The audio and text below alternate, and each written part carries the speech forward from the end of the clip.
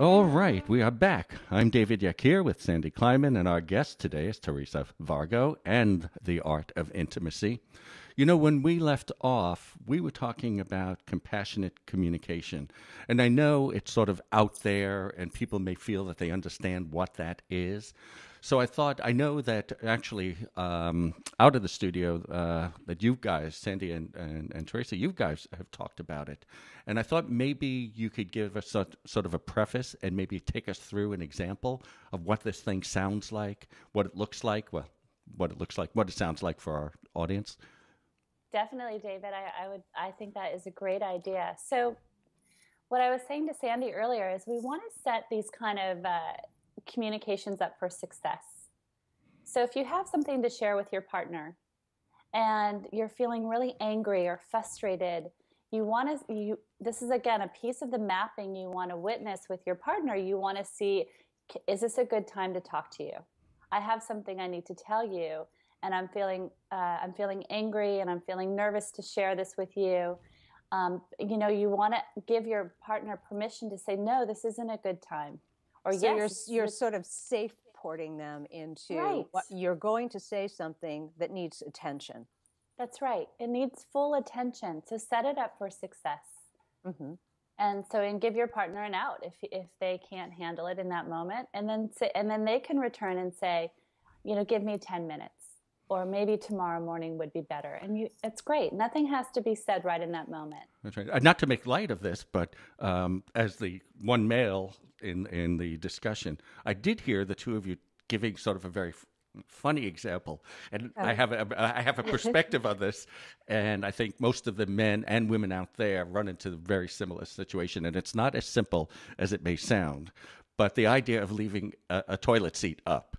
Right. As a conversation, some people say you didn't put the cap on the toothpaste. I like the toilet seat up because it's a very big discussion that I find happens in a lot of households. Yeah. So maybe we can give an example. Or Teresa, it would be the way, maybe you can demonstrate the way you would approach that conversation so that the person doesn't feel attacked for That's right. what you're about to say. Absolutely, Sandy. So we want to say, you could come out of the gate, you're pissed, the toilet seat's up again, it's dirty. You go to your partner and you say, I have told you so many times that doesn't work for me.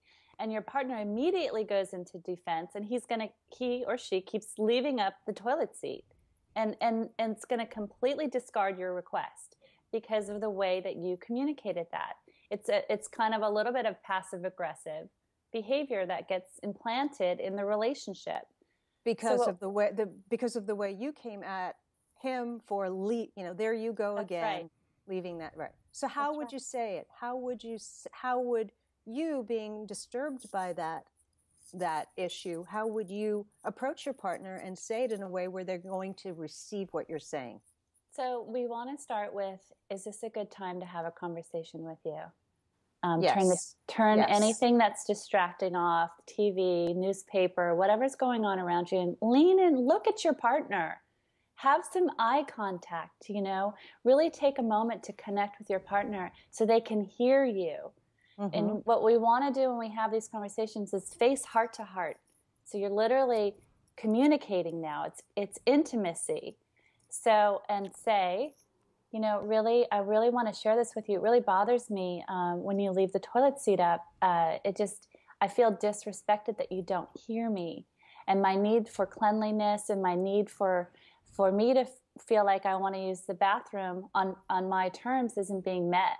And I'm wondering if we can make an agreement about how we can share the space in the bathroom that meets both our needs. Yeah, so when you say that to me like that, I don't feel like you're attacking me. I feel like you're expressing how you feel about something. Right. And I want to be, if we're in a relationship, I want you to be happy. I don't mean to disrespect you or any of those things. So I'm hearing that as opposed to, I did something wrong. Right. And right when you said that, my heart just melted because I felt so heard, Sandy. I felt like we can now co-share a bathroom, and I feel safe to co-share a bathroom with you.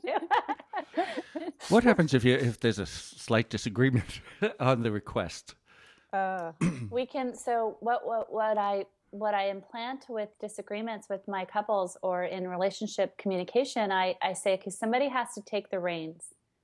So it's, David, it's never about the issue, right? You know that. Like, it's not about the toilet seat. No. There's usually something, some sort of veil of past pain or some other trigger that's igniting and putting the focus on the toilet seat, because that's where you feel like you're getting heard. So what I do is if that's going to be the case, let's say Sandy gets irate. She can't hear me. She doesn't want to share intimacy with me. She doesn't want to feel that close, and her heart doesn't want to melt into me, and she gets irate. And I say, I see that this has really made you angry. So let's revisit this conversation another time. All right. Yeah. All right. We're going to go on a break. So I'll ask the question before we go to break. There was something that you said. The toilet seat obviously is not the issue. Right. Because if it really was the issue, it seems too small a thing to really have a disagreement about that couldn't be actually, worked on between the two people themselves, that type of thing. So it is actually covering up for something else. And what I'm curious about when we come back is, how do you get them to identify what's really going on? Okay. Oh boy, we're right. gonna have fun. All right, okay. I'm juicy. David Yakir. I'm here with Sandy and Teresa, and we'll be right back. You're listening to the Yak About.